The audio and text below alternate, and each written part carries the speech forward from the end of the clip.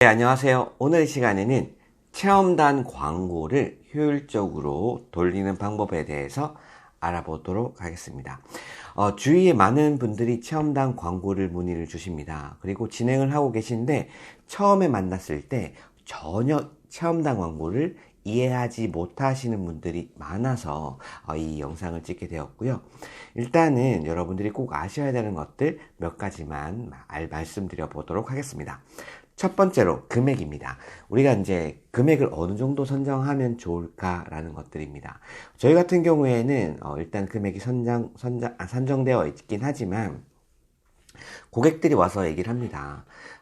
저랑 미팅을 하다 보면 저희는 매장에 계속해서 전화가 들어와요. 무료로 체험단을 보내주겠다고 하던데요 라는 얘기를 합니다.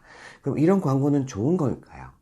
또는 어떤 업체는 저희가 지금 한 명당 15만원 정도의 비용을 지불하고 체험단을 쓰고 있습니다. 그래서 매달 5명 정도를 하고 있어요. 그럼 이것은 적당한 금액일까요?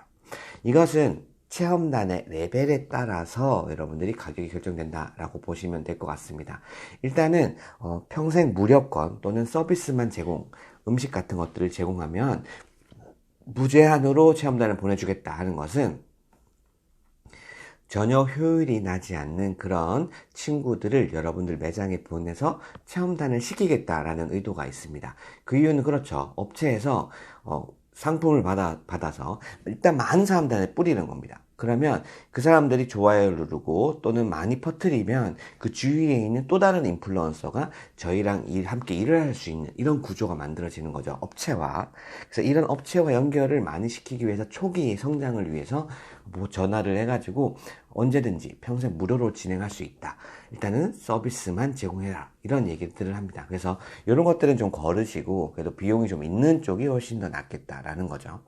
그러면 이렇게 진행을 했을 때 금액이 어느 정도인가라고 하면 보통 평균적인 단가만 이제 말씀을 드리면 보통 기간에 따라 다릅니다. 저희가 1년을 약정하고 들어갈 경우랑 또 6개월에 따라서 또 이렇게 기간에 따라서 금액이 다를 수 있는데 3만원에서 한 7만원 사이 정도가 1인당 비용을 지출하는 적정선이라고 볼 수 있습니다.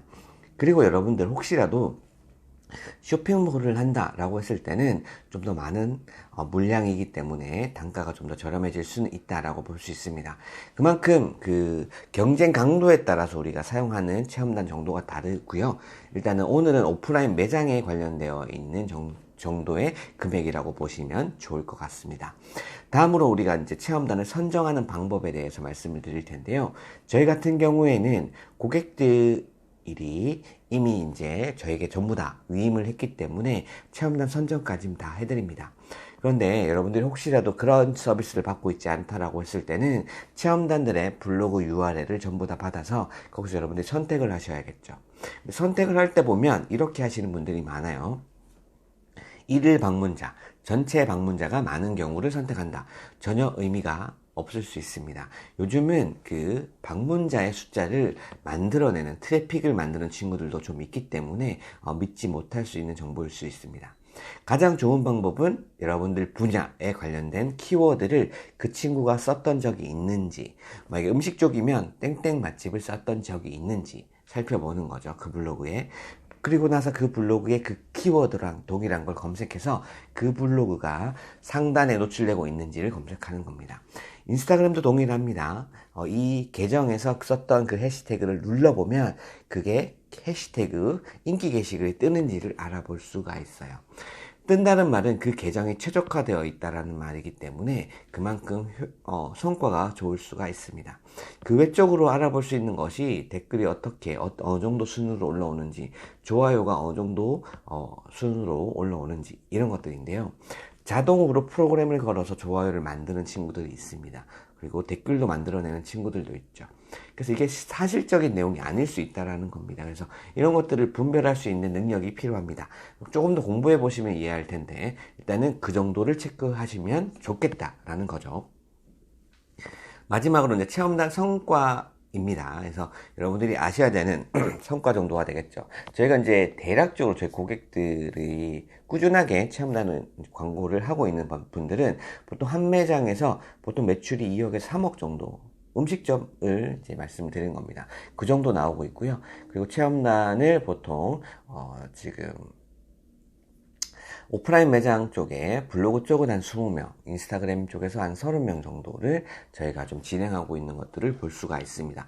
이게 이제 평균인데 여러분들 그 금액이 비싸다고 하면 그렇게 하지 못하겠죠. 그런데 잘 되는 곳들은 꾸준하게 체험단 광고를 진행하고 있다는 것이 중요합니다.